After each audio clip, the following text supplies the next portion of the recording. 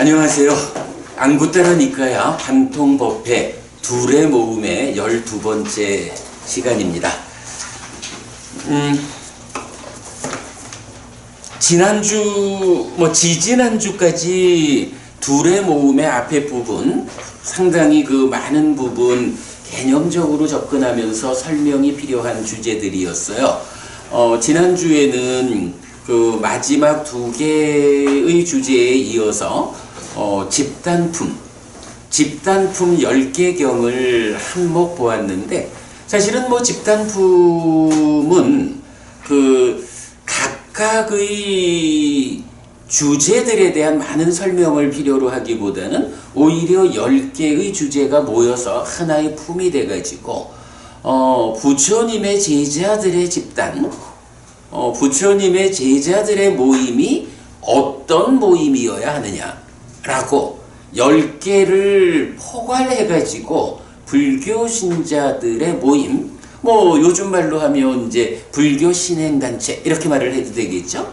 출가자의 단체도 있을 거고 재가자의 단체도 있을 거고, 이럴 때 불교 신행단체가 어떤 단체여야 하느냐 하는 것을 10개의 경을 포괄해가지고 안내해주는 그런 주제, 그런 내용이었다라고 말하면 되겠습니다. 자, 그래서 지난주까지 해서 첫 번째 50개, 그러니까 5개의 품을 공부해 마쳤고요. 오늘은 6번째 품이 되는데요.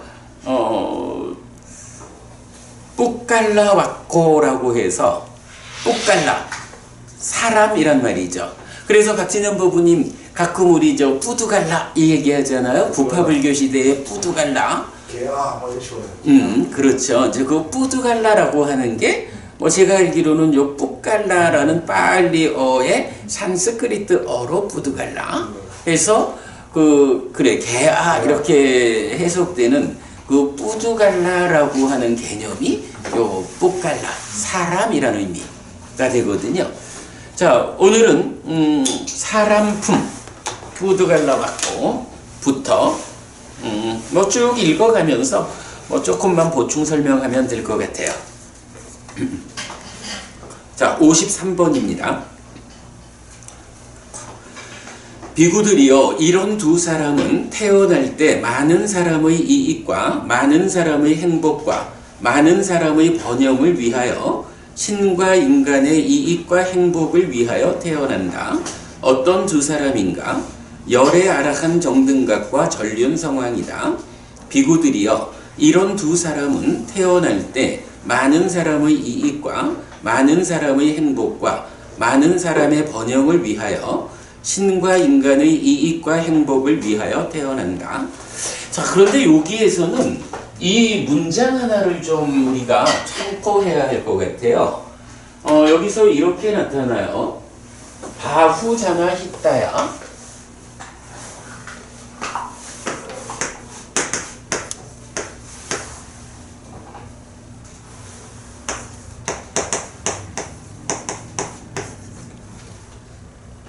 바후자나 수카야.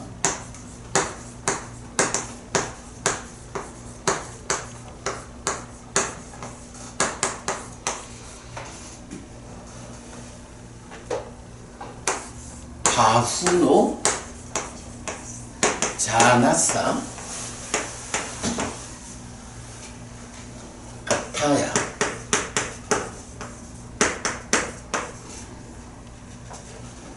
그 다음에 히따야 수카야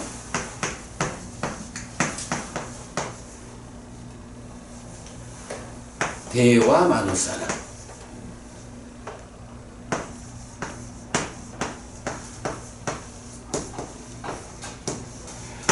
자, 요런 문장이 있는데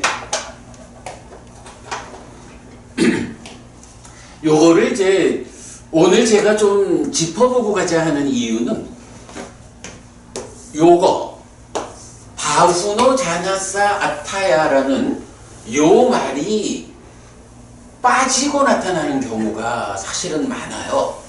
보통은 보면 바후자나 히타야 바후자나 수카야 히타야 수카야 대와 마누사낭 이래 해서 자나라는 말이 이제 사람이야.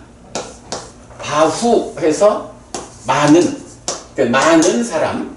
그리고 히타라고 하면 우리가 늘 말하는, 불교는 뭐예요? 불교가 제사라는 말을 할 때 오랫동안의 이익과 행복을 위한, 이렇게 말하죠. 그 이익이라는 게 히타라는 말이거든. 그리고 마찬가지 바후자나 많은 사람의 수카 하면 이게 행복이라고. 그리고 이제 요 아야라고 된 거는 문법적으로 역격이라 그래서 뭐뭐에게 또는 뭐뭇을 위하여 요런 말이 되거든요. 그러니까 많은 사람의 이익을 위하여 요런 의미야. 많은 사람의 행복을 위하여. 그리고 히타야 수카야 이러니까 이익을 위하여 행복을 위하여 하면서 대와 마누사나 신과 그러니까 대와 신 마누사 신과 인간 요거는 이제 복수 역격이야. 그러니까 복수 속격 이러면 신과 인간의 이래 된다고. 그러니까 신과 인간의 이익과 행복을 위하여. 그래서 이제 보통 보면 요런 표현이 많은 사람의 이익과 행복을 위하여 신과 인간의 이익과 행복을 위하여 요런 정형된 문구로 나오는데 이제 개중에 보면 틈틈이 바후노 자나사 아타야라는 요 말이 지금처럼 더해져서 나오는 경우가 있어요. 그래서 이거는 어떻게 해석을 해야 하나 하는 것 때문에 이제 저도 나름대로 고민을 많이 하다가 이제는 그냥 확정적으로 번역을 하고 있는데, 자 여기서 보면 바후노 자나사라고 하면 여기 이제 바후자나 이러면은 많다 사람을 그냥 하나로 바후자나 많은 사람 이렇게 묶었잖아. 여기는 많은 것들의 사람의 이래서 많은 사람의, 그러니까 사실은 의미가 같은 거예요. 많은 사람의. 그러면서 아타야. 이 아타야라고 하는 게 그대로 무엇을 위하여 또는 복지, 혜택, 번영 이런 의미를 갖는 거예요. 그러니까 다 비슷한 말이야. 근데 이 비슷한 말이 하나 더 있다 보니까 이익이란 말도 행복이란 말도 다 들어있는데 이걸 어떻게 번역을 해야 하고 때때로 경들은 왜 요 말을 더 추가해가지고 말을 할까 하는 부분이 이제 번역하는 데에는 조금 어려움으로 나왔죠. 그래서 이제 제가 요 부분을 어떻게 이제 번역하고 있냐 하면, 많은 사람의 이익과, 그러니까 이익을 위하여, 많은 사람의 행복을 위하여, 그리고 많은 사람의 요 부분을 제가 번영이라고 번역을 했어요. 많은 사람의 번영을 위하여, 신과 인간의 이익과 행복을 위하여. 이렇게 이제 번역을 하고 있거든요. 그러니까 우리가 이제 경을 보다 보면 요 부분은 빠진 상태로 많은 사람의 이익과 행복을 위하여, 신과 인간의 이익과 행복을 위하여. 그러니까 딱 이익과 행복이라는 히타스카 요 두 가지만을 놓고 많은 사람에게 적용한 거, 신과 인간에게 적용한 거, 요렇게 일반적으로 나오는 거는 그냥 번역이 쉬워요. 그냥 그렇게 하면 돼. 근데 거기에 이건 바후노 자나사 아타야 요 말이 중간에 들어가면 어떻게 해야 될까 고민하다가 그냥 어쨌든 많은 사람들의 요래 되니까 번영이라고 번역을 해서, 자 그래서 이제 그 부분을 이런 두 사람은 태어날 때 많은 사람의 이익과 많은 사람의 행복과 많은 사람의 번영을 위하여, 신과 인간의 이익과 행복을 위하여 태어난다. 요렇게 번역하고 있거든요. 그러니까 그거 참고하시고요.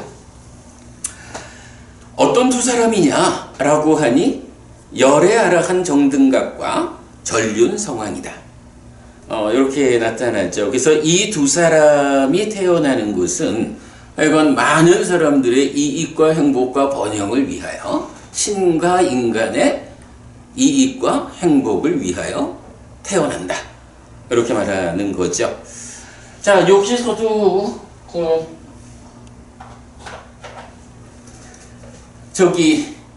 부처님도 아라한이죠.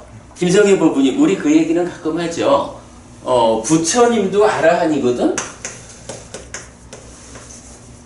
그런데 아라한은 꼭 부처님만 있는 건 아니죠. 제자인 아라한들도 있단 말이야. 이럴 때 부처님도 아라한이네 라고 해서 제자인 아라한하고 대등하게 쓰지는 않죠. 여기서 보면 지금 따타가또 아라항 삼마 삼부또 이래서 열의 아라한 정등각 이렇게 나타나잖아요. 아라한이 근데 사실은 깨달음을 대표하는 개념은 아라한이란 말이야. 아라한이 뭐예요? 번뇌라한 자잖아. 초선부터 쭉 올라가서 상수묘를 성취해가지고 상수묘를 성취해서 머물면서 지혜로서 보아 번뇌다 한다. 요렇게 번뇌가 다하는 요게 번뇌가 부서지는 거. 누진 요거잖아요.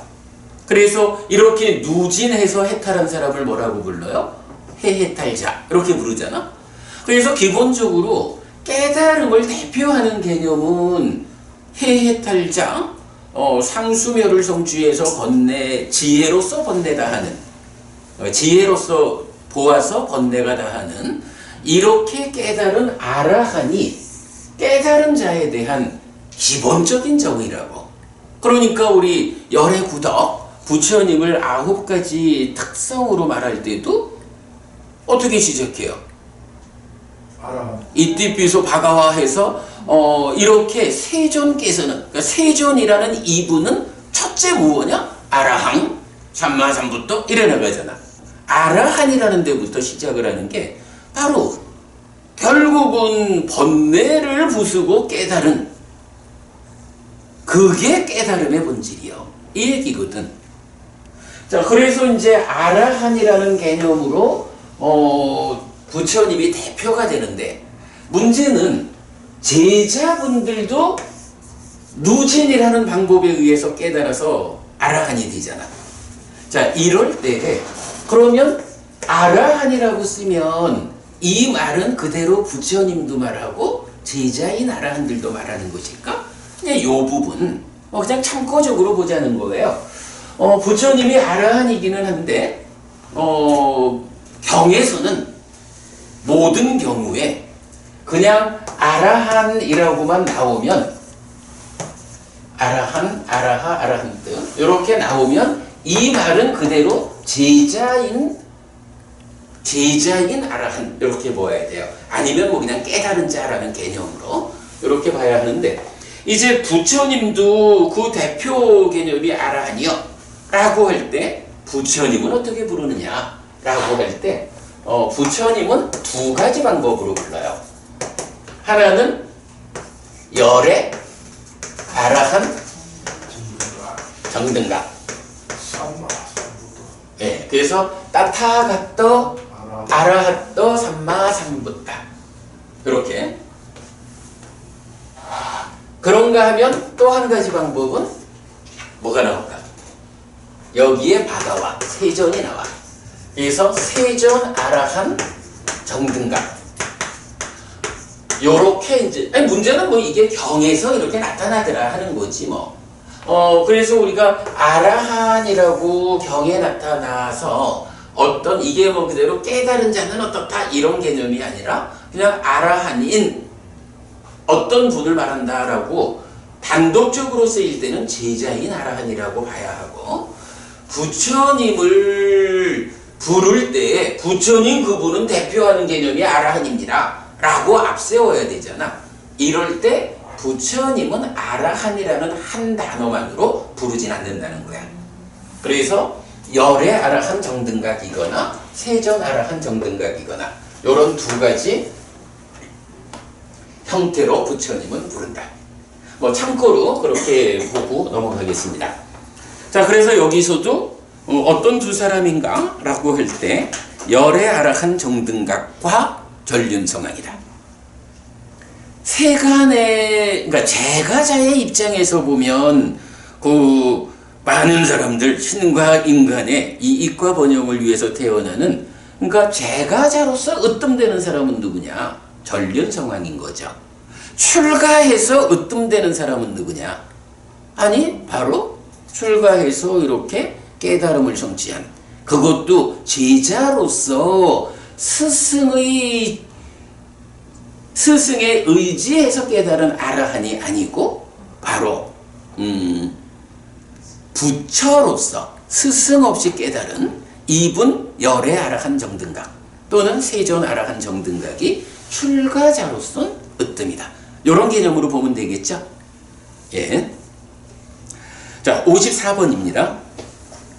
비구들이여, 이런 두 사람은 태어날 때 놀라운 사람으로 태어난다. 어떤 두 사람인가? 열애 아라한 정등각과 전륜성왕이다. 비구들이여, 이런 두 사람은 태어날 때 놀라운 사람으로 태어난다. 라고 나오죠. 지난번에 한번 우리 박진영 부부님이 우리 하나의 모험에선가 이제 요런 놀라운 사람으로 태어난다라는 것이 어떤 확정성을 가지고 태어난다라는 그런 의미냐 하고 이제 한번 말씀 나눈 적이 있었죠. 그래서 그때 우리가 뭐 그렇게 볼 거는 아니다. 다만 깨달음에 이르기 위한 그 지난 생에서의 수행의 성취도 이런 부분 때문에 그러니까 이제 이런 전생의 직전생의 태어남부터는 보살이라고 불리잖아요.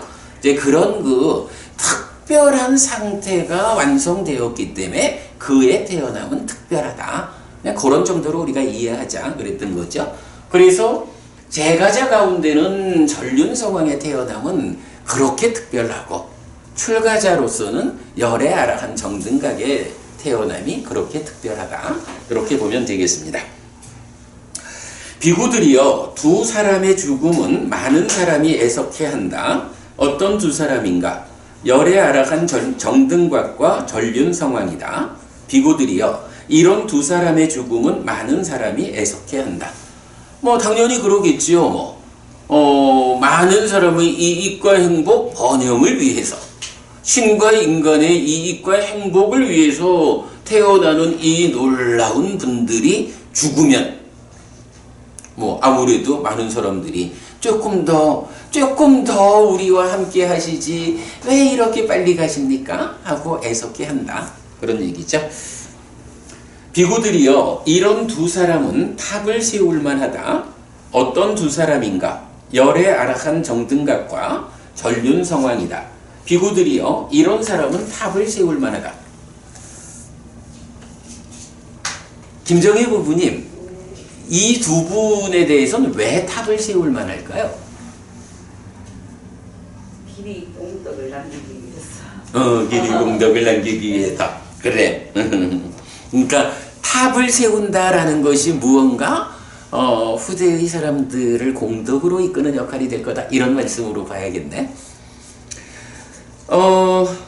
박희애 부부님. 네.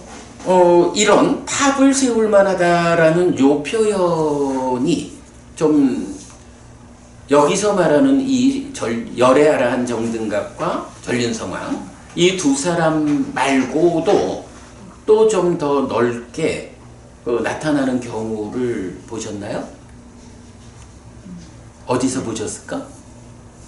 이제 답이 있어요. 그렇구나.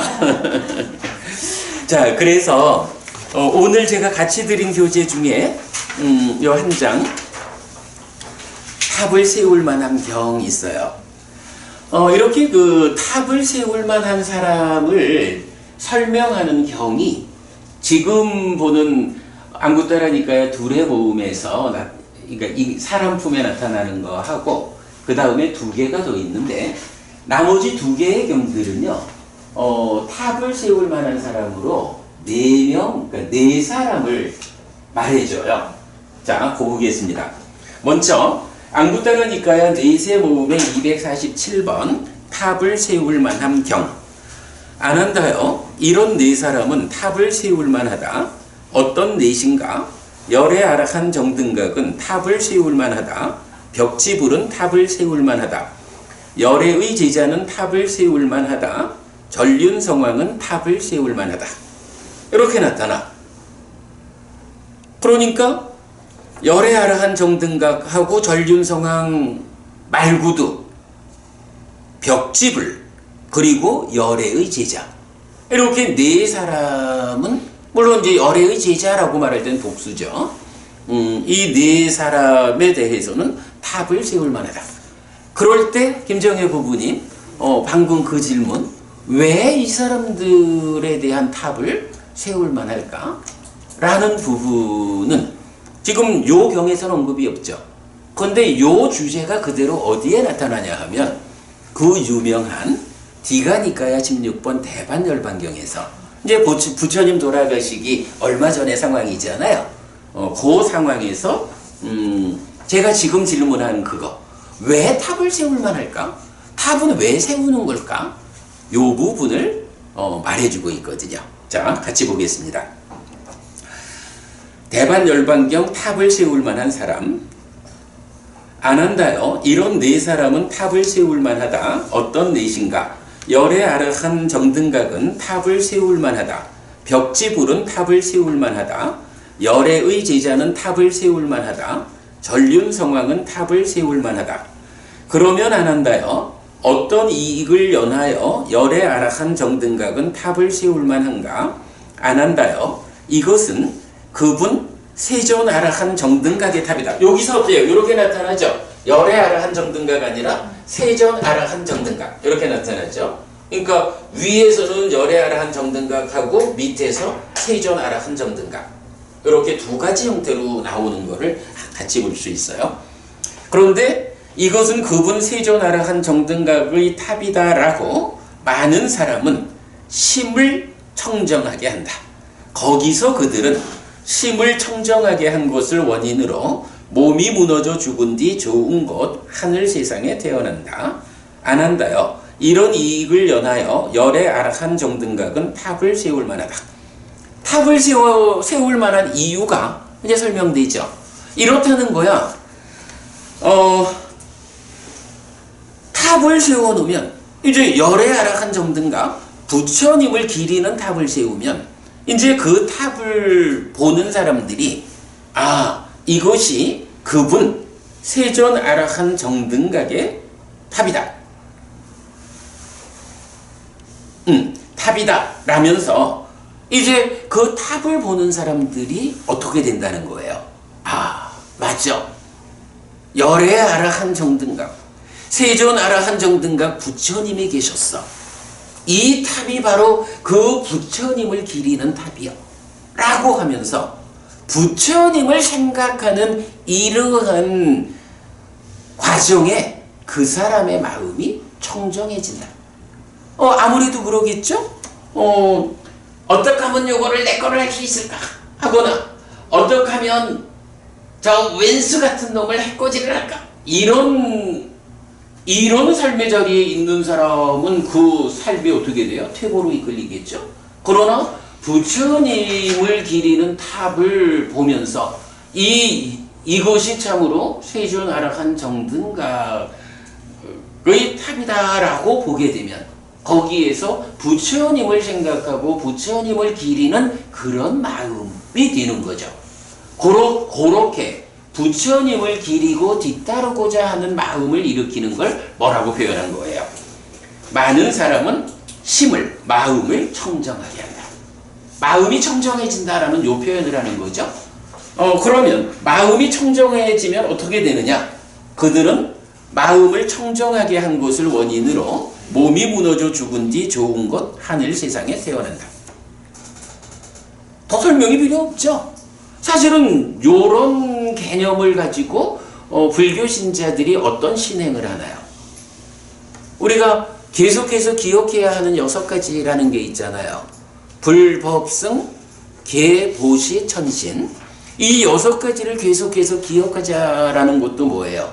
내 마음을 탑을 보면서 그분 세존하라한 정등각의 탑이요 라고 하면서 그 부처님을 생각하면서 내 마음이 청정해지듯이 부처님을 계속해서 기억하자, 가르침을 계속해서 기억하자 라는 이 과정에서 그의 마음이 계속해서 기억하는 부처님을 뒤따라 마음이 청정해지고 같은 개념이 되는 거죠.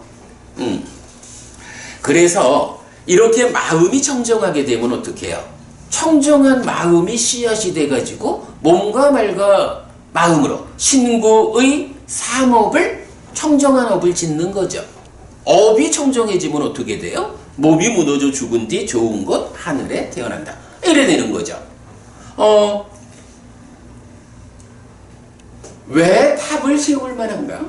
왜 이러한 분들을 위해서는 탑을 세워야 하느냐? 라고 하면 바로 그분들을 기리는 그 마음이 그 사람들의 마음을 청정하게 하고 그 마음이 청정해지면 뒤따라 신구의 삼업이 청정해지고 그래서 그러한 청정한 업의 결과로 물론 살아서도 행복하고 죽어서는 하늘에 태어난다.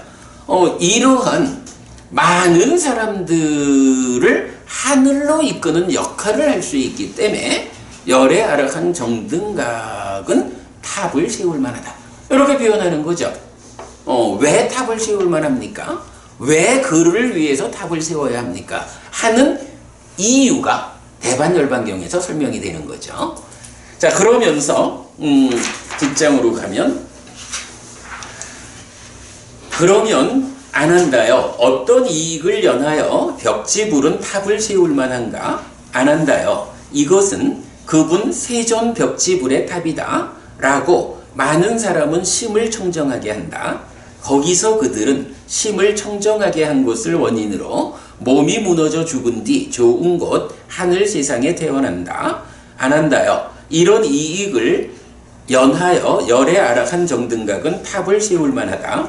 그러면 안 한다요. 어떤 이익을 연하여 열애의 제자들은 탑을 세울 만한가? 안 한다요. 이것은 그분 세존아락한 정등각의 제자의 탑이다. 라고 많은 사람은 심을 청정하게 한다.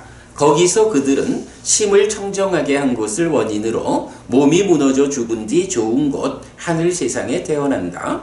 안 한다요. 이런 이익을 연하여 열애의 제자들은 탑을 세울 만하다. 그러면 안 한다요. 어떤 이익을 연하여 전륜성왕은 탑을 세울 만한가? 안 한다요. 이것은 그분 법다운 법왕, 전륜성왕은 이렇게 법에 따라 통치하는 법다운 법왕이죠. 법다운 법왕의 탑이다라고 많은 사람은 심을 청정하게 한다. 거기서 그들은 심을 청정하게 한 것을 원인으로 몸이 무너져 죽은 뒤 좋은 곳 하늘 세상에 태어난다. 안 한다요. 이런 이익을 연하여 전륜성왕은 탑을 세울 만하다. 여기 하나 수정하셔야 될 것 같은데 제일 위에 벽지불은 탑을 세울 만한가에서 제일 밑에 요래 아라한 정등각은 탑을 세울 만하다로 그렇군요. 알겠습니다. 수정하겠습니다. 이런 이익을 연하여 벽지불은 그렇죠. 벽지불은 탑을 세울 만하다. 그런데 거기에서 한 가지 사실은 이제 고문단에서 하나를 더 볼 게 있어. 내 그 부분은 체크를 못했는데 고치겠고요. 그 노부부님, 우리 저 부처님을 부를 때 사실은 가장 많이 부처님을 호칭하는 말이 바가와라고 해서 세전 이렇게 부르잖아요. 그래서 경을 보면 부처님을 부르는 대부분의 호칭이 사실은 바가와 세전 이래 된다고요? 그런데 나는 요번에 이 경을 정리하면서 새로운 한 가지를 봤어. 세존이라는 이 말이 부처님 열의 아락한 정등각인 부처님만을 세존이라고 지칭하는 게 아니다 하는 걸 보았어요. 그죠? 여기서 보면 바로 그 앞 페이지에 원어로 가서 보면 이렇게 나오는 거야. 아양따싸 바가와또 빠체카 삼붓따싸 투보디 라고 해서 아양따싸 이것이 따싸 그분 바가와또 세존 빠체카 삼붓따싸 세존 벽지불의 답이다. 이렇게 나오는 거야. 아, 벽지불에 대해서도 세존이라는 말을 붙이는구나. 근데 얘기하다가 제가 탁 미친 건데, 아, 세존이란 말은 부처님한테 쓰는 말인가 보다. 벽지불도 부처란 말이야. 그죠? 벽지불도 부처니까, 그분 벽지불, 그분 세존 벽지불, 이렇게 표현을 했나봐.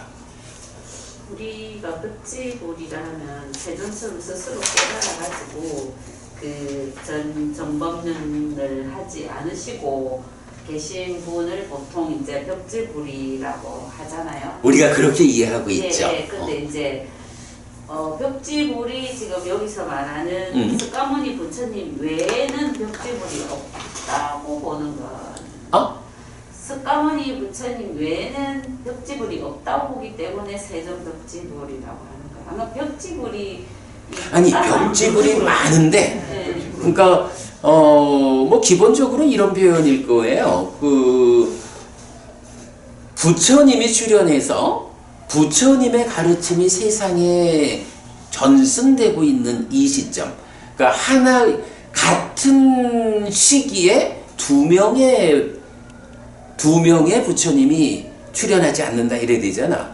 그래서 부처님이 출현해서 그 법이 세상에 전승되고 있는 시절에 누군가가 스스로의 힘으로 깨달았다라고 해서 깨달았을 때 그분이 세존아라한정등각 뭐 또는 열애아라한정등각 이런 지위를 차지하면 동시에 두 명의 열애아라한정등각이 존재하잖아. 근데 이제 그렇지 않다. 그 말씀이 아니고요. 네. 그 벽지불이라는 분은 독각처럼 스스로 깨달아서 부처가 됐지만 일반 우리 이 인간세나 이 천일사처럼 이 천상에나 이렇게 이런 어떤 이 진리를 말씀하지 않고 가신 분이 벽지불이라고 별도로 있는데 그렇게 그분도 세존이라고는 할 수 없잖아요. 아, 그래서 이제 지금 그 부분을 제가 말씀드리는 거야. 태어나지 않더라도 요 부처님의 시대에 태어나지 않을 때도 태어나신 분이 있을 거잖아요. 있겠죠. 네, 그럼요. 그래서 그 벽지불이 다 세존이라고는 할 수 없고. 그런데 이제 그 부분은 잘 모르겠는데, 일단은 이제 독각이라는 표현도 하셨잖아요. 그러니까 이 빠체카 붓다라고 하는 하나의 단어를 중국에서 번역하기를 독각이라고도 번역하고 벽지불이라고도 번역하기 때문에 일단 벽지불과 독각은 같은 말이야. 그건 같은 말이고 그런 가운데에 사실은 벽지불에 대해서 제가 사실 잘 몰라요. 그래서 뭐 지난번에도 벽지불에 대해서는 좀 더 연구를 합시다 라고 말씀드렸는데 그러나 우리가 일반적으로 알고 있는 게 지금 김법부님 말씀하신 그대로잖아.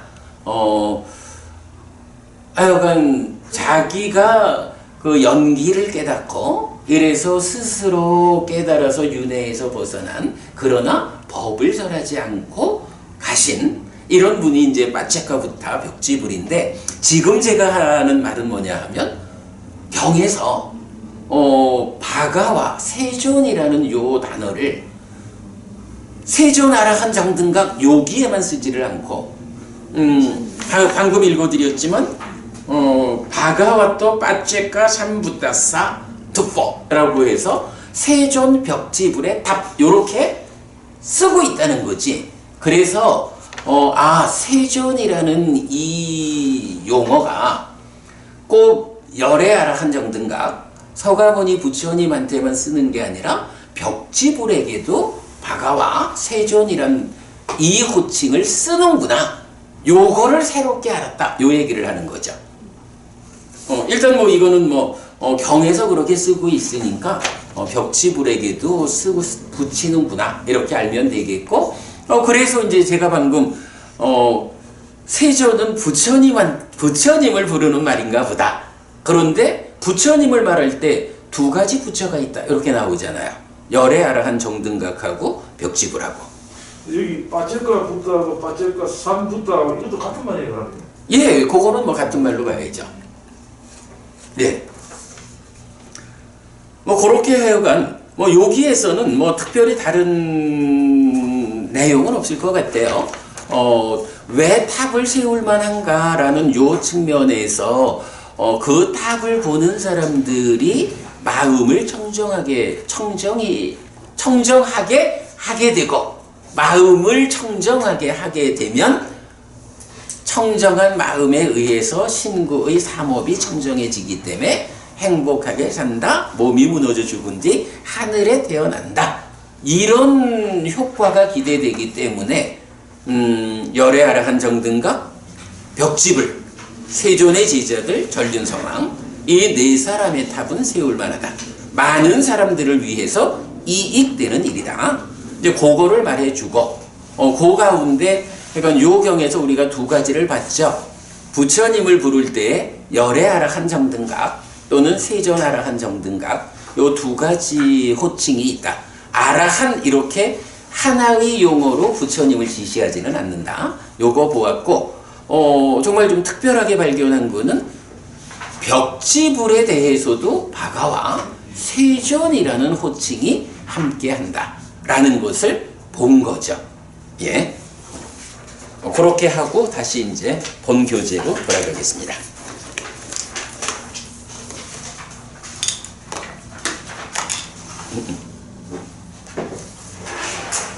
자, 넘어갑니다. 비구들이여, 이런 두 가지 부처가 있다. 어떤 두 가지인가?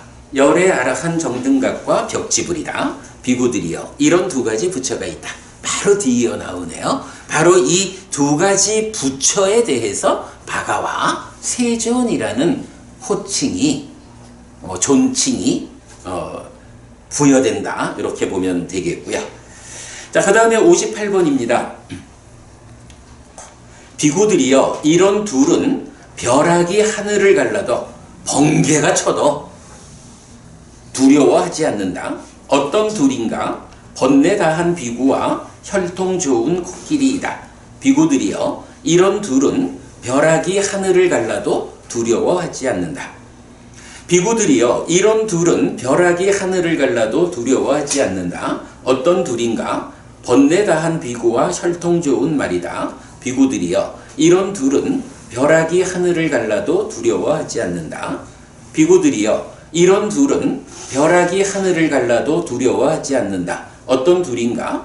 번뇌 다한 비구와 동물의 왕 사자다. 비구들이여, 이런 둘은 벼락이 하늘을 갈라도 두려워하지 않는다. 라고 해서 번뇌 다한 비구, 아라한이죠. 아라한하고 혈통 좋은 코끼리, 혈통 좋은 말, 동물의 왕 사자 들은 번개가 막 쳐도 번쩍번쩍해도 두려워하지 않는다. 이렇게 비교해서 말해주고 있어요. 자, 그 다음에 61번으로 갑니다. 비구들이여, 이런 두 가지 이유를 보기 때문에 어떤 사람들은 여자의 말을 하지 않는다. 어떤 두 가지인가? 우리는 거짓을 말하지 않아야 한다. 우리는 남을 거짓으로 비난하지 않아야 한다. 라고 비구들이여, 이런 두 가지 이유를 보기 때문에 어떤 사람들은 여자의 말을 하지 않는다. 라고 했어요. 여기서 이제 어떤 사람들은 이라고 했는데, 이 뿌리사라는 말이에요.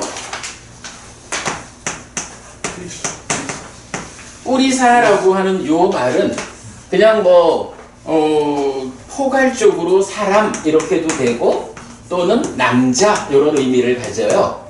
그러니까 어떤 사람은 이렇게 말했지만 이제 어떤 남자는 이렇게 말을 해도 되고 그러니까 어떤 사람들은 여자의 말을 하지 않는다 이래 말하는데 이게 이제 박진영 부부님 먼저 말씀하셨던 그 여성들에 대해서 좀 비하하는 표현이 경에 있다. 평균적으로 기회가 좀 이제 맞다. 예 그런 말씀하셨었는데 욕심이 많고 그렇다고 이게 이제 보편적으로 여자가 그렇다라는 것보다는 어떤 여성적인 관점을 이렇게 좀 부여하는 측면이 있겠죠.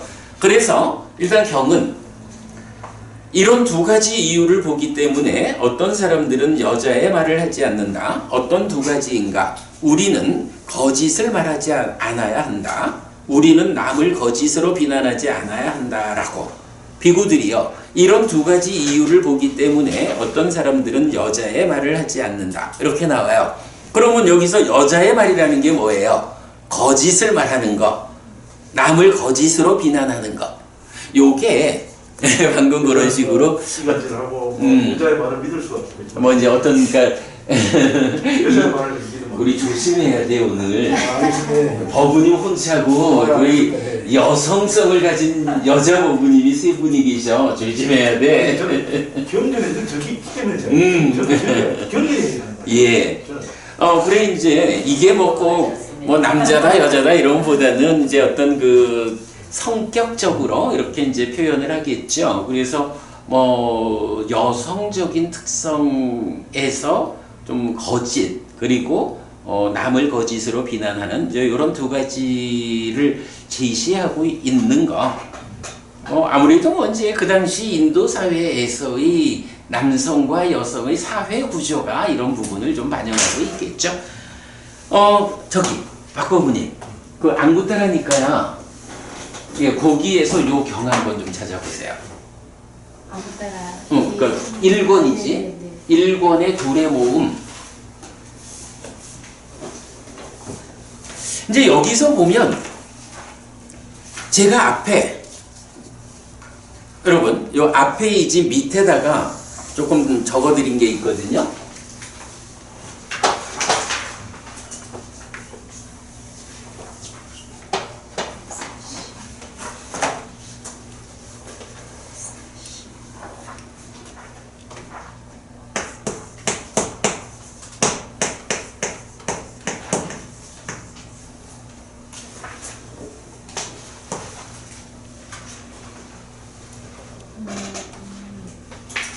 여기 찐나라 경이라고 되어 있는데. 응? 찐나라 경. 그렇죠. 네.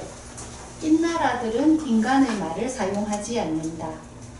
어떤 것이 둘인가? 우리는 거짓말을 하지 말자는 것과 우리는 거짓말로 남을 불뜯지 말자는 것이다. 이부들이여 이러한 두 가지 이유를 보고 찐나라들은 인간의 말을 사용하지 않는다. 그렇죠. 네. 그게 낀나라라고 하는 어떤 새가 있다는 거예요. 인간의 말을 할 수 있는 뭐 그런 새가 있는데 그 낀나라라고 하는 새가 인간의 말을 할 줄 알지만 말을 안 한대. 그래서 그 밑에 그 주에 달린 내용 보면 아이고 인간들이 요런 꼴로 사는 거 참 요런 꼴로 사는 인간들의 말을 내가 안 해. 이제 이런 식으로 낀나라라고 하는 새가 인간의 말을 하지 않는다 이렇게 나오거든요. 그래서 이게 무슨 말일까 해가지고 제가 좀 찾아봤어요. 이게 요런 차이가 있더라고.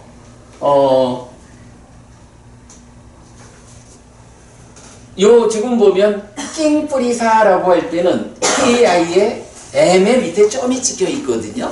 그래서 이게 낑 이렇게 돼. 낑 해서 뭐 what 이런 말에서 어떤 사람 이렇게 되거든요. 낑뿌리사. 그런데 여기에 요 점이 안 붙으면 그러면 점이 붙으면 낑뿌리사 이렇게 되는데 점이 안 붙으면 낑뿌리사 이렇게 된다고. 그러면 요 낑뿌리사라는 이 단어는 전혀 다른 말이 돼요.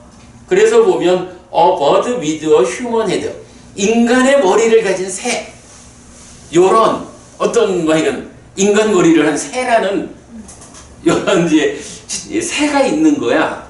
그 새를 부르는데 그러면 이제 이 경을 읽을 때 점이 있다라고 보면 낑뿌리사에서 어떤 사람은 이래 되고, 그 다음에 요 마누시라고 이제 이어서 나오잖아요. 낑뿌리사 마누싱 왓짱. 이럴 때 마누시라는 말이 우먼 해서 여인이야, 여자야. 그런데 문제는 이 6차 결집본 우리 교재에서는 낑뿌리사로 나오는 거야. 낑뿌리사니까 어떤 사람이고, 이어서 마누싱 이러니까 어떤 사람, 어떤 남자. 이건 뭐 그냥 보편적으로 사람. 이래서 어떤 사람은 두 가지 이유를 보기 때문에 마누싱, 여자의 말을 하지 않는다. 이렇게 지금 우리는 번역을 해야 되는 거예요. 근데 지금 이제 그 초기불전연구원에서 번역하신 내용을 보면 새를 지시하잖아. 그래서 아니 이게 어떤 측면에서 이렇게 번역을 하셨을까 해서 제가 좀 찾아보니까 바로 점이 안 붙으면 낑뿌리사가 되는데, 이거는 보셨듯이 인간의 머리를 한 새를 지칭해요. 그러니까 이제 이렇게 읽으면 사람 머리를 한 새, 낑뿌리사라고 하는 그 새가 인간의 말을 안 해. 이래서 그럼 이게 무슨 말일까? 라고 그걸 해석하려니까 인간의 머리를 하고 인간의 말을 할 줄 아는 새가 있는데 사람들 사는 거를 보니까 그 모양으로 사니까 내가 차라리 인간 말은 안 할 거예요. 라고 주석을, 그러니까 이야기를 꾸며서 설명을 해야 되는 거죠. 그래서 지금 이제 초불련에서는 요경을 그렇게 지금 번역을 하고 있죠. 이건 꼭 어떻다 보다는 워낙이 연결되지 않은 번역을 초불련하고 우리하고가 이렇게 다르게 했기 때문에 왜 이런 차이가 있는가 하는 것을 찾아보니까 바로 요 M 밑에 점이 하나 있느냐 없느냐 요 차이에 의해서 생겨난 문제다. 요 부분 여러분 알고 가셔야 될 것 같아서, 특히 노보부님, 김보부님 이렇게 또 경전 읽기 하실 때에는 이게 뭘까라고 많이 헷갈릴 수도 있죠. 요런 그 점 하나의 차이가 있다. 그죠? 그렇게 여러분 아시고 넘어가겠습니다. 나머지 여자의 말을 하지 않는 두 가지 이유 이래 나오는 부분은 이게 꼭 남자다 여자다 이런 측면보다는 어떤 특히 이제 빨리어에서는 이제 남성격의 명사가 있고 여성격의 명사가 있고 중성격의 명사가 있고 그래가지고 남성이 그러니까 남성과 여성이 문법적인 성이지 여성을 쓴다고 해가지고 꼭 여자인 것만은 아닌 이제 이런 부분도 있고, 그래서 이거를 부처님이 아예 그 여자에 대해서는 이렇게 좀 낮추어 보는 이런 시각으로 굳이 접근할 이유는 없고요. 그냥 이제 그런 정도 이해하고 넘어가겠습니다. 62번. 여인은 죽을 때까지 두 가지 법에 대해 만족할 줄 모르고 제한이 없다. 어떤 두 가지에 대해서인가? 성행위와 출산에 대해서이다. 여인은 죽을 때까지 이런 두 가지 법에 대해 만족할 줄 모르고 제한이 없다. 그렇대요. 그렇다고 나오니까 그냥 그렇게 알고. 그런데 이 출산이라는 거를 보니까 얼마 전에 그 동영상을 하나 보니까 그 여자 탤런트 나이도 아직 많지 않던데 13남매래요. 그러니까 그 형제가 13남매인데 이제 이 탤런트가 맏딸인 거야. 그래가지고 동생을 낳을 때마다 이제 동생을 이렇게 언니고 누나고 하면서 키운 거야. 12번째가 태어났을 때 끝인 줄 알았대. 그래서 이게 우리 막내 동생이구나 하고 열심히 키웠는데 어느 날 집에 가니까 애가 하나 있더래. 알고 보니까 13번째 막내가 태어났대. 뭐 이제 이런 얘기도 하고 그러더라고. 그래서 야, 요즘 세상에도 13남매를 낳는 부모가 있구나. 이제 이런 생각이 좀 들었었어요. 출산, 애를 낳는다라고 하는 것이 뭐 세상이 이제 복잡해지면서 뭐 여러 접근을 하지만 뭐 옛날에는 사실 그랬죠. 뭐 며느리하고 시어머니하고 계속 같이 애를 낳으면서 또 이렇게 살았었죠. 뭐 이건 뭐 그런 내용이 이제 62번 나와 있고요. 자, 그 다음에 63번입니다. 비구들이여 그대들에게 평화롭지 못한 관계와 평화로운 관계를 설할 것이다. 그것을 듣고 잘 사고하라. 나는 말하겠다. 알겠습니다, 대독이시여 라고 그 비구들은 세존에게 대답했다. 세존은 이렇게 말했다. 자, 평화로운 관계와 평화롭지 못한 관계 어떻게 생겨나는 것일까? 비구들이여 어떻게 평화롭지 못한 관계가 되고 평화롭지 못하게 관계하는가? 여기 비구들이여 장로 비구에게 이런 생각이 든다.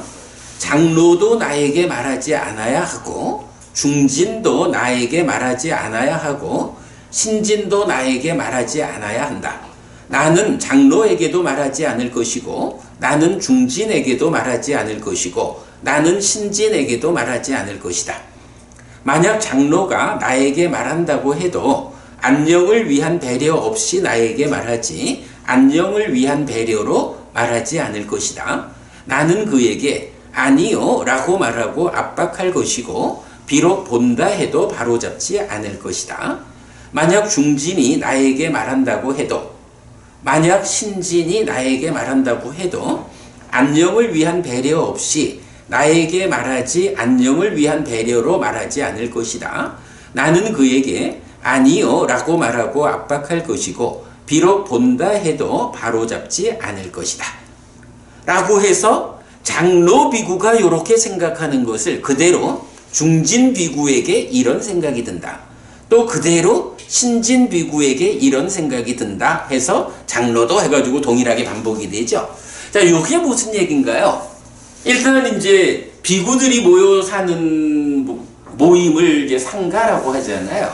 이 상가 안에는 뭐 출가한 지 얼마나 되었을까? 얼마나 공부가 완성되었을까? 뭐 이런 부분들 때문에 비구들을 신진 비구, 중진 비구, 장로 비구 이렇게 구분을 하겠죠.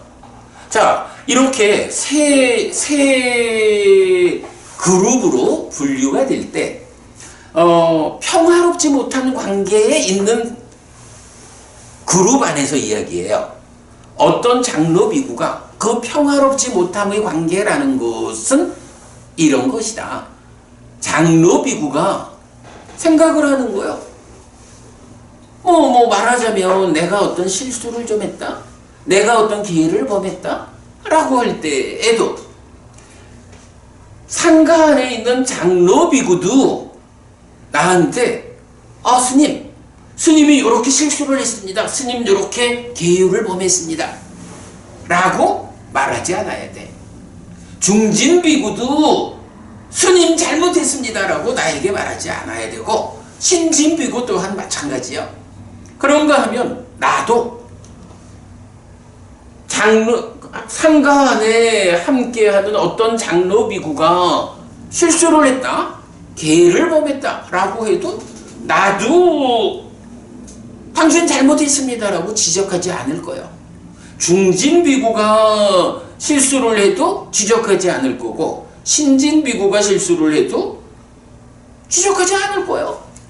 그들도 나의 문제를 지적하지 않아야 되고 지들이 뭔데 나를 지적해? 이런 개념이겠죠? 나도 그들에 대해서 지적하지 않을 거예요. 그런데 만약에 장로 비구가 나의 어떤 결점을 보고 스님 이거 잘못했습니다. 이거는 범계 개를 범한 겁니다. 라고 지적을 한다고 하면 그게 사실은 말이야. 그 장로비구가 나의 어떤 실수를 보고 정말로 접이고 나의 안녕을 위한 배려하는 마음을 가지고 그죠? 동료비구로서 도반으로서 저 사람이 이렇게 개를 범하는 것은 저 사람을 퇴보로 이끄는 거야. 그러니 내가 저 사람의 안녕을 위해서 저 사람을 배려해가지고 스님 틀렸습니다. 요거는 개를 범한 겁니다. 라고 말하는 것이 아닐 것이다. 나의 안녕을 위한 배려로 나의 어떤 실수를 지적하는 게 아니라 오빠 너 그거 잘못했잖아 라고 비난 삼아 지적하는 요렇게 보인다는 거죠. 그러니까 어떻게 돼? 그렇게 배려로 말하지 않을 거야.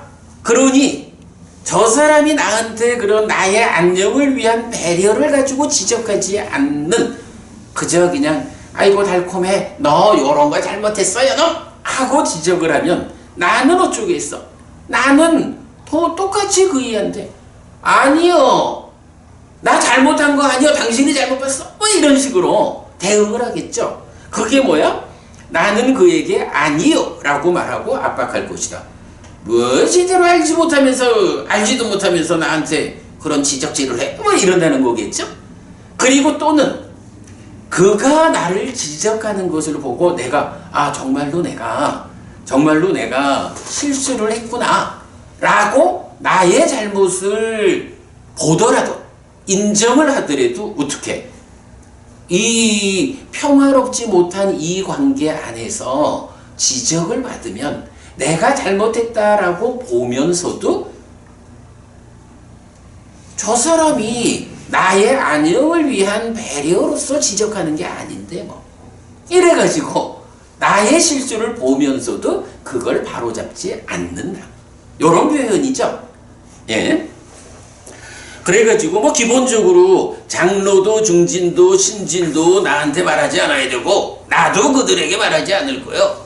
그런데도 불구하고 장로든 중진이든 신진 비구든이 나한테 어떤 지적하는 말을 한다라고 할 때 그거는 나의 안녕을 위한 배려로서 말하는 게 아니니까 나도 당연히 거칠게 대응하게 되고 정말로 내가 잘못했구나라고 스스로 보게 돼도 그걸 바로잡으려고 하지 않는 그러니까 어차피 이제 서로 간의 관계가 도반으로서 그러니까 선후 좋은 도반으로서 형성되지 않다 보니까 이런 잘못을 지적하는 일에 대해서도 그 부분을 서로 받아들이지 못한다. 이런 이야기겠죠. 그런 관계가 뭐냐? 평화롭지 못한 관계, 평화롭지 못하게 관계하는 거. 이렇게 말하는 거죠. 그래서 그런 동일한 거를 장로비구는 장로비구대로 이러하다. 장로비구가 내게 말을 해도 이렇고 중진이 신진이 이렇게 반복하고 중진비구 입장에서도 동일한 내용을 장로비구가 나한테 지적을 해도 중진비구가 이렇게 동일하게 반복한 거예요. 자, 그 내용이 쭉 반복됐죠. 그래서 마지막에 보면 이렇게 비구들이여 평화롭지 못한 관계가 되고 이렇게 평화롭지 못하게 관계한다. 예를 들어서 꼭 뭐 출가한 사람 아니래도 우리 지금 이제 법우님들 이렇게 함께 하시잖아요. 법우님들이 사실은 삶에서 가장 중요한 비중 있는 이 부처님 공부를 함께하는 도반들이잖아. 그런데 이 도반들인 여러분들 가운데에 이런 평화롭지 못한 관계로 구성이 된다 하면 예를 들어서 우리 노법우님께서 앞에 있는 박법우님을 보고 박법우님 그거 그렇게 하면 안 돼요. 그거는 잘 못한 거예요. 라고 지적을 할 때 박희애 법우님이 아니요. 아니요.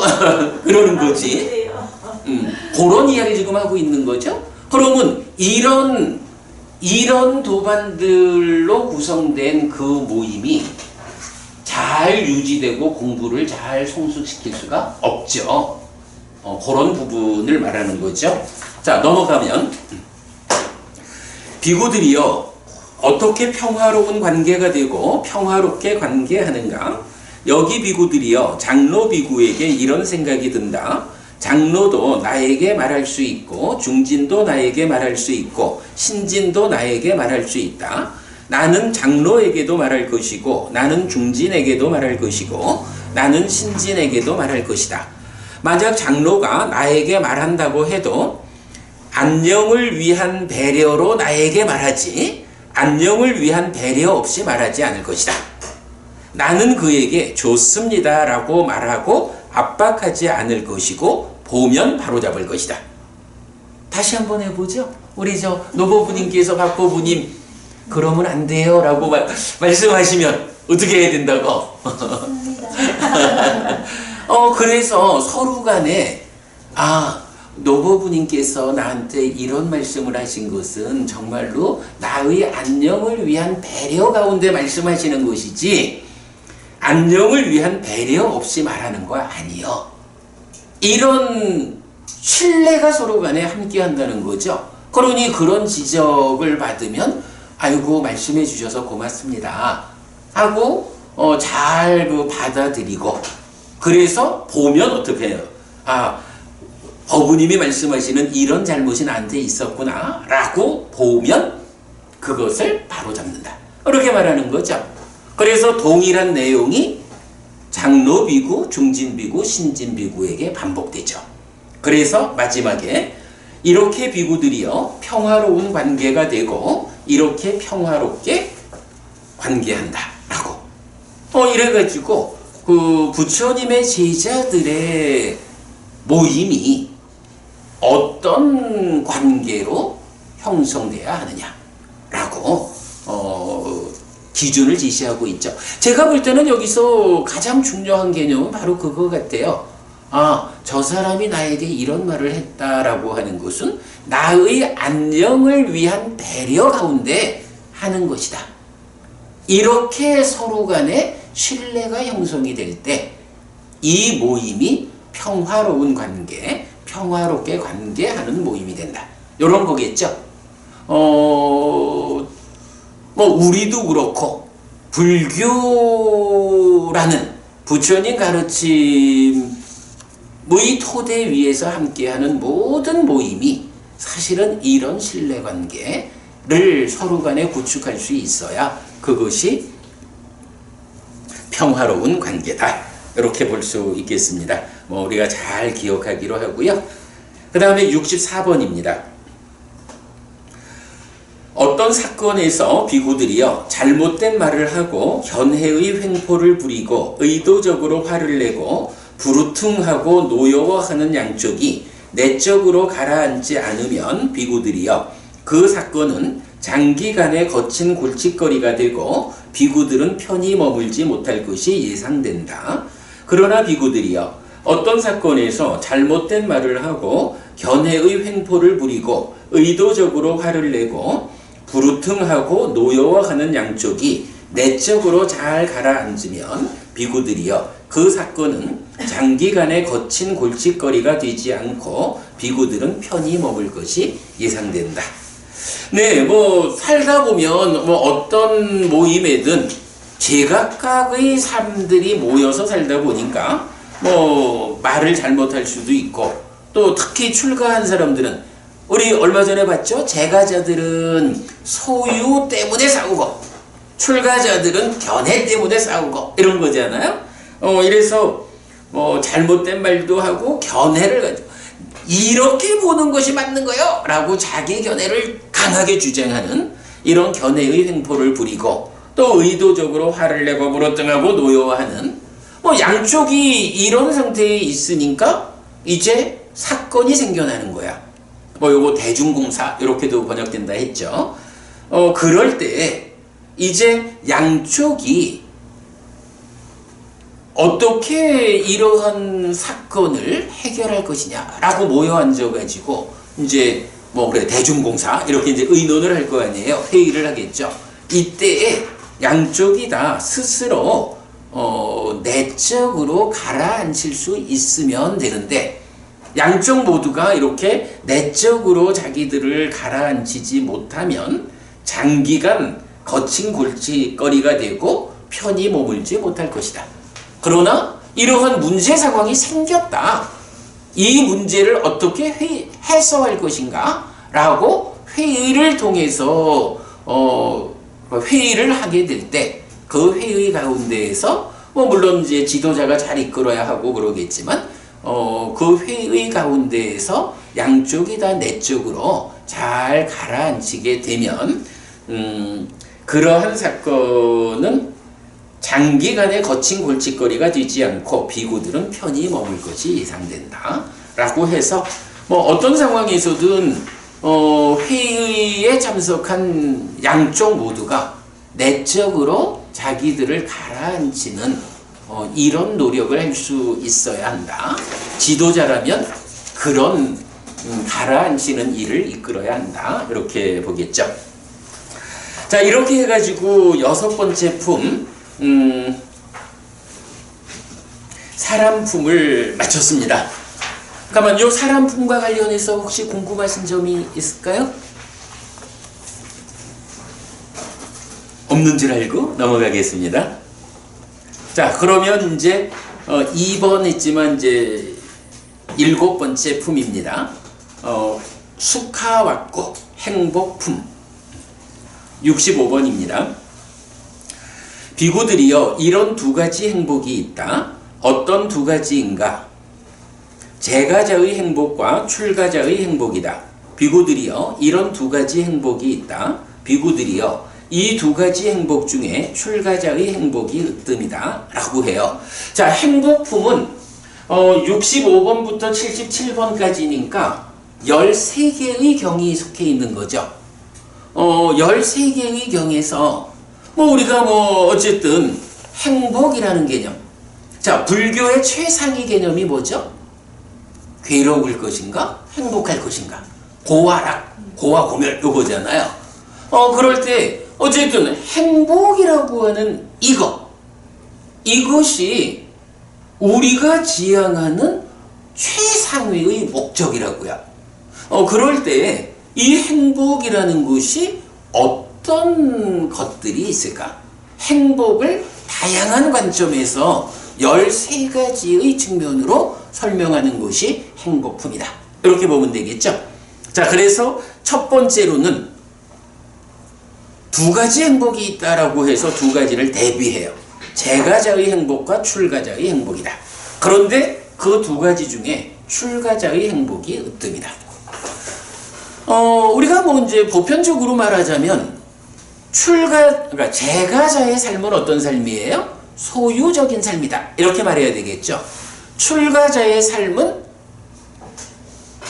소유를 넘어서겠습니다. 그래서 존재를 오롯이 드러내는 삶. 그리고 오롯이 드러나는 존재 위에서 존재로부터 벗어나 해탈하는 이것이 출가자의 삶의 기본이죠. 자, 그렇게 놓고 보면 이제 제가자의 삶의 가운데서 행복하다라고 느낄 때는 그 행복이 어떤 행복이겠어요? 소유적인 행복이겠죠. 뭐 여기서 소유적인 행복이라는 게 꼭 돈만 말하는 게 아니죠.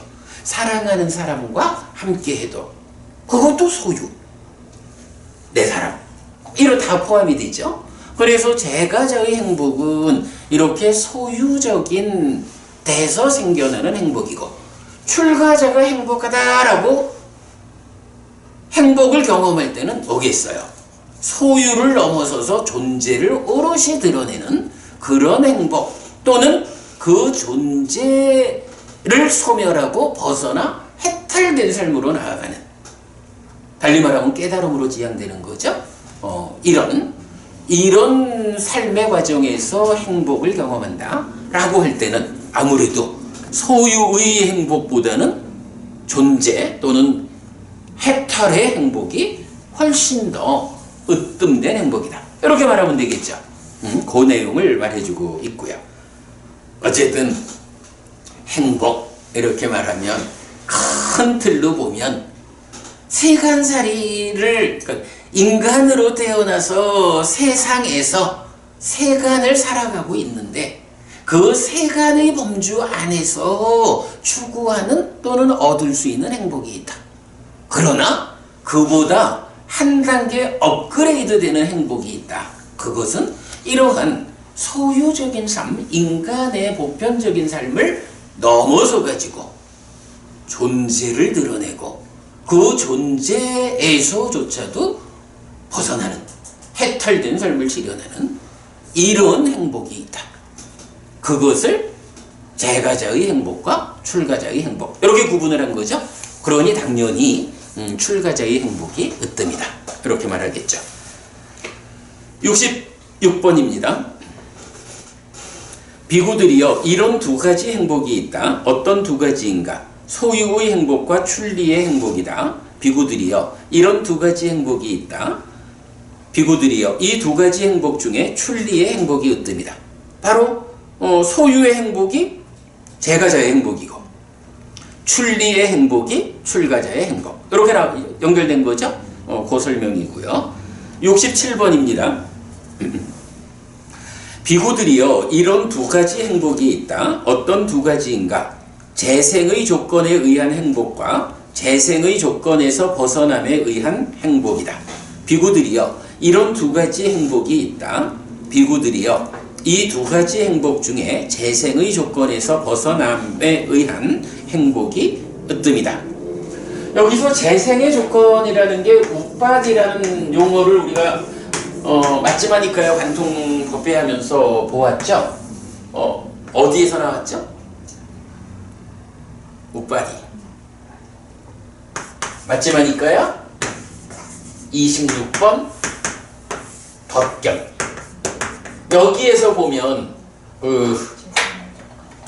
그죠? 그래서 태어나는 법이면서 태어나는 것을 구하고 늙는 법이면서 늙는 것을 구하고 이렇게 말할 때 바로 그 재생의 조건이라는 우빠디 요거를 말하는데 그래서 그때 우리가 좀 헷갈렸던 게 재생의 조건이라는 것이 이렇게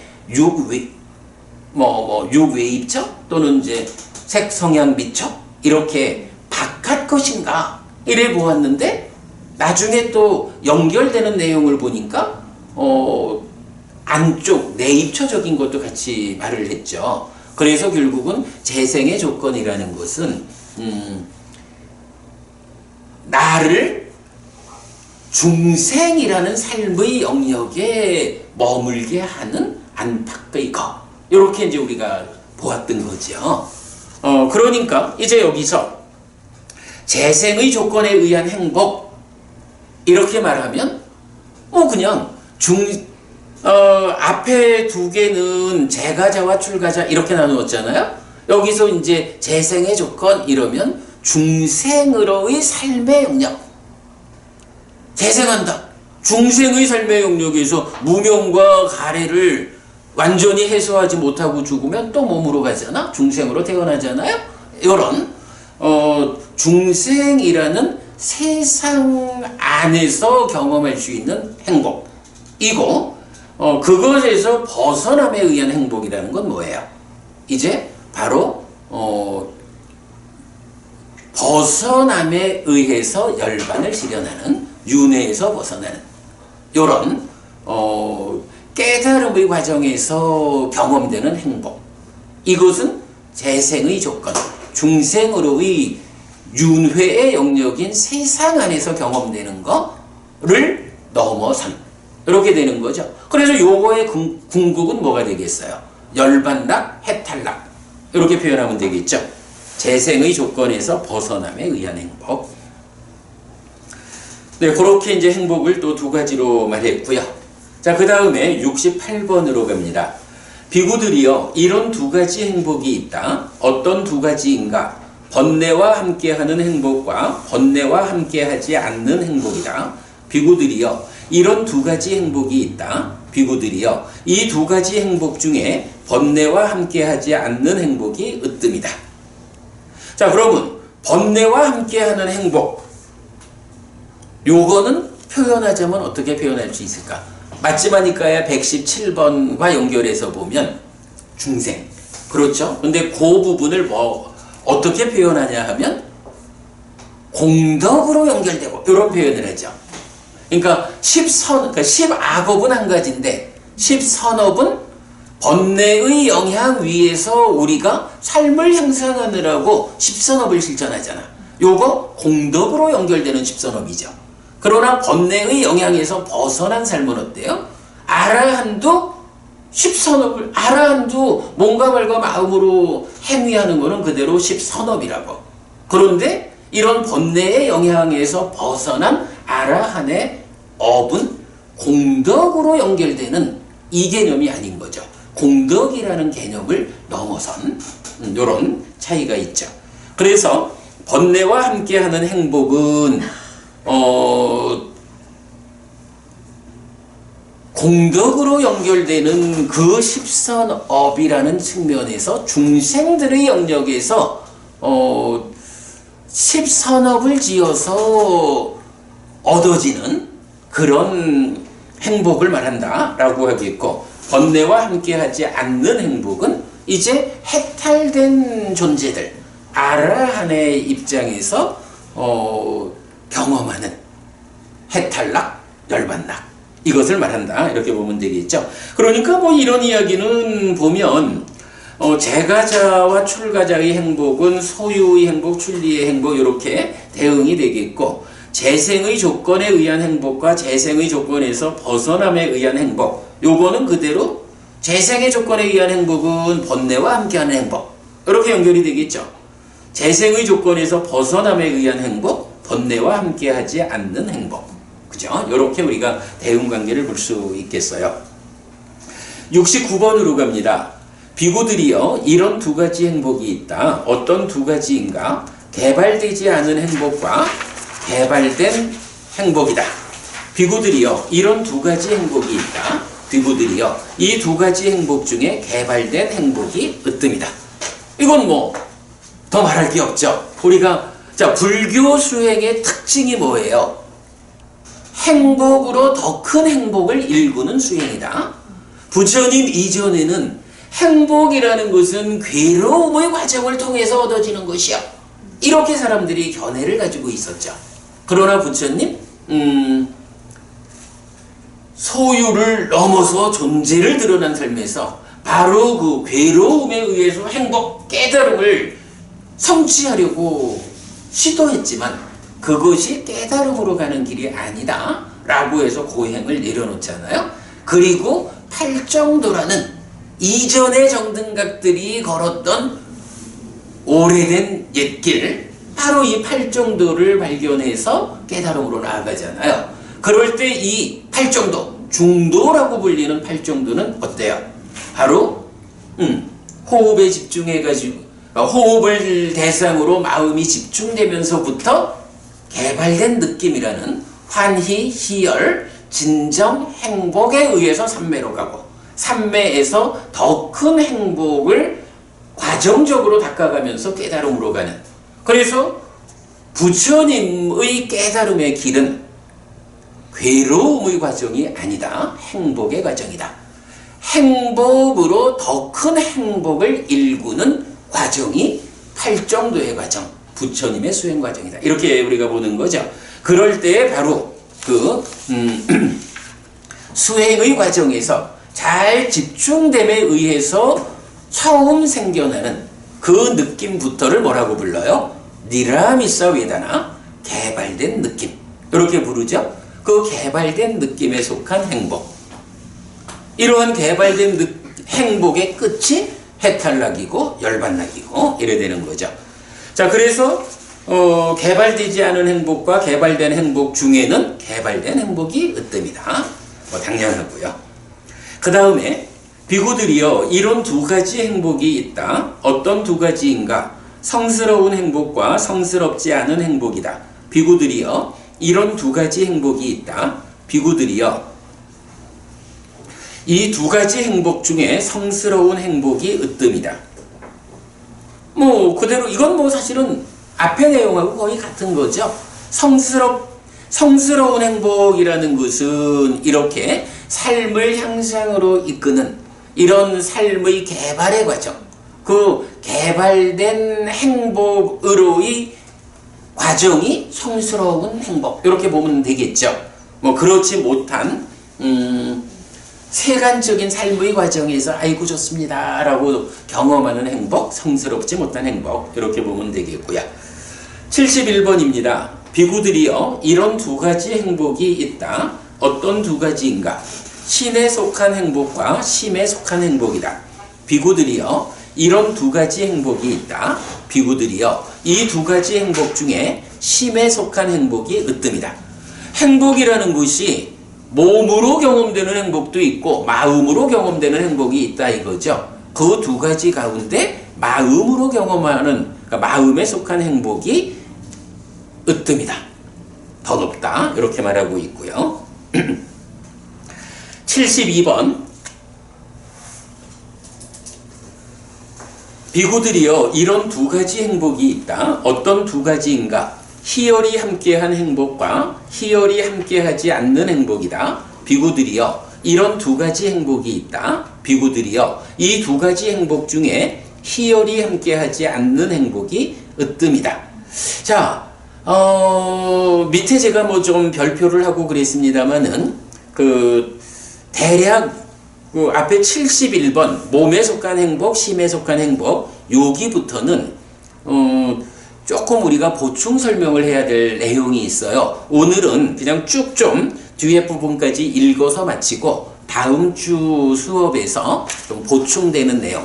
우리가 사실은 행복이라고 하는 게 불교의 최상위 개념이거든요. 고하락. 그렇기 때문에 이렇게 그 행복에 대해서 집중적으로 소개하는 이 부분은 우리가 좀 연관된 공부를 하고 가야 될 것 같아서 다음 주에 보충 설명을 하기로 하고, 오늘은 이렇게 이런 행복이 있다. 자, 희열이 함께한 행복과 희열이 함께하지 않은 행복, 그 중에 희열이 함께하지 않은 행복이 으뜸이다. 이렇게 보았고요. 73번 비구들이여 이런 두 가지 행복이 있다. 어떤 두 가지인가? 편안함의 행복과 평정의 행복이다. 비구들이여 이런 두 가지 행복이 있다. 비구들이여 이 두 가지 행복 중에 평정의 행복이 으뜸이다. 사실 이 부분은 뭐 다음 주에 이 부분을 좀 집중적으로 설명할 건데, 이게 평정의 행복이라고 말을 해야 하는지 행복이 함께하는 평정 이렇게 말을 해야 되는지 굉장히 좀 헷갈려요. 그래서 지금 이 부분, 이 단어, 그러니까 우페카 수카라고 하는 이 단어가 몇 개의 경에서 용례가 나오거든요. 그 부분 제가 정리를 좀 하고 있는데 다음 주에 그 부분 더 설명하기로 하겠습니다. 74번 비구들이여 이런 두 가지 행복이 있다. 어떤 두 가지인가? 삼매의 행복과 삼매 아닌 행복이다. 비구들이여 이런 두 가지 행복이 있다. 비구들이여 이 두 가지 행복 중에 삼매의 행복이 으뜸이다. 삼매의 행복이라는 건 뭐 여기서 보면 개발된 행복도 삼매에서 오는 거고, 희열이 함께한 행복, 희열이 함께하지 않는 행복, 뭐 이렇게 좀 무언가 우리가 일상의 삶이 아니라 좀 높은 자리에서 경험되는 행복은 대부분 삼매 가운데서 경험되는 거겠죠. 뭐 그러니까 당연히 삼매의 행복이 삼매 아닌 행복보다 더 으뜸된다. 이렇게 볼 거고요. 75번 비구들이여 이런 두 가지 행복이 있다. 어떤 두 가지인가? 희열이 함께함에 토대한 행복과 희열이 함께하지 않음에 토대한 행복이다. 비구들이여 이런 두 가지 행복이 있다. 비구들이여 이 두 가지 행복 중에 희열이 함께하지 않음에 토대한 행복이 으뜸이다. 요 내용 다음 주에 보충 설명하겠고요. 76번 비구들이여 이런 두 가지 행복이 있다. 어떤 두 가지인가? 편안함에 토대한 행복과 평정에 토대한 행복이다. 비구들이여 이런 두 가지 행복이 있다. 비구들이여 이 두 가지 행복 중에 평정에 토대한 행복이 으뜸이다. 77번 비구들이여 이런 두 가지 행복이 있다. 어떤 두 가지인가? 색에 토대한 행복과 무색에 토대한 행복이다. 비구들이요. 이런 두 가지 행복이 있다. 비구들이요. 이 두 가지 행복 중에 무색에 토대한 행복이 으뜸이다. 네, 어쨌든 7번째 품 행복품에서는 13개의 경을 통해서 행복이라는 거를 두 가지로 짝을 맺어가지고 열쇠 관점에서 말해주고 있죠. 어쨌든 뭐 우리가 불교 신자로 사는 이유, 불교 공부를 하는 이유는 오직 행복에 있단 말이죠. 그래서 이 행복을 다양한 관점으로 부처님이 설명해주는 이 부분은 우리가 좀 상세히 알고 가야 하는, 이해해야 하는 주제죠. 그래서 71번 이후는 다음 주에 좀 더 보충 설명을 하고, 네, 김법우님. 그 다른 거는 다 두 가지 행복 중에서 뒤에게 다 행복이다 이렇게 행복의 어떤 74번에 보면 74번. 삼매의 행복과 삼매 아닌 행복이다. 그래서 네. 이거는 또 앞에 거 삼매 행복의 어떤이다 이렇게 나와요. 다른 거는 전부 다 이게 사실은 그래 이제 그 부분이 다음 주에 제가 설명해야 하는 그 주제가 예를 들어서 이런 거예요. 희열이 함께하는 행복과 희열이 함께하지 않는 행복 이러면 희열이라고 하는 거는 초선은 어때요? 초선은 떨침에서 생기는 희열과 행복이죠. 그리고 제2선은 삼매에서 생기는 희화락이거든. 제3선은 어때? 희열도 없고 행복도 아니지. 희열은 없는데 행복은 있는 거지. 그러면 행복이라는 게 희열이 함께하는 행복은 초선과 제2선 또는 뭐 그 앞에 그 개발되지 않은 행복, 희열도 있을 거고. 이래서 희열과 함께한다라는 것은 제2선까지의 희열이고, 행복이고, 제3선 이후는 어때? 행복이라고 하는 게 희열과 함께하지 않는 거야. 이렇게 그 공부의 향상 과정으로 순서를 잡아서 대부분 김보부님 네. 제시가 되고 있는데 그러니까 말씀하신 74번에서는 그냥 삼매와 삼매 아니다라는 이거는 그냥 잘 수행해서 삼매를 성취했느냐, 삼매를 성취하지 못했느냐 요 차이지. 예를 들어서 이게 삼매라는 어떤 성취하고 그 삼매를 넘어선 것으로의 삼매 아닌 거의 경지, 이런 경지가 아니거든.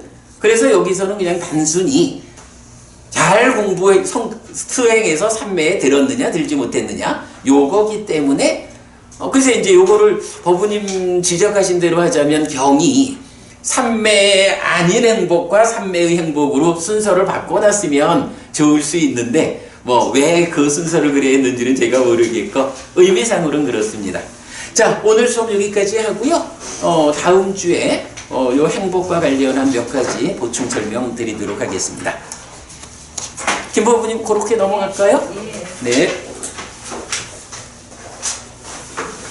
삼마삼부또 바가와 스와카또 바가와따 담모 숲바띠빤노 사와카 상고띠 세조는 정등감이시다. 세존으로부터 법은 잘 설해졌다. 제자들의 상가는 잘 실천한다. 찌랑띠타뚜로 가스밍 삼마삼부따 사산한띠 정등감을 가르치 이 세상에 오래도록 머물리라. 이차마항 얀냥 야지뚱 양마마 아싸 디가라땅 히타야 수카야띠 오랫동안 나에게 이익과 행복을 주는 자선행을 실천하리라. 이당다낭 꾀따낭 냐띠 살로 히따낭 우빠까빠뚜 이당다낭 꾀따 냐띠 살로 히따 빠리분잔뚜띠 이 모시가 돌아가신 친지와 혈육들에게 도달하기를, 이 모시를 돌아가신 친지와 혈육들이 사용하기를. 네, 오늘도 우리가 함께해서 훌륭한 법의 등을 달았습니다. 이 법의 등의 공덕이 여러분에게 오랫동안 이익과 행복으로 함께하기를 바랍니다. 또한 이 법보시의 공덕이 여러분들께서 생각하시는 그분들에게 잘 전달되고 사용되기를 바라겠습니다. 수고하셨습니다. 수고하셨습니다.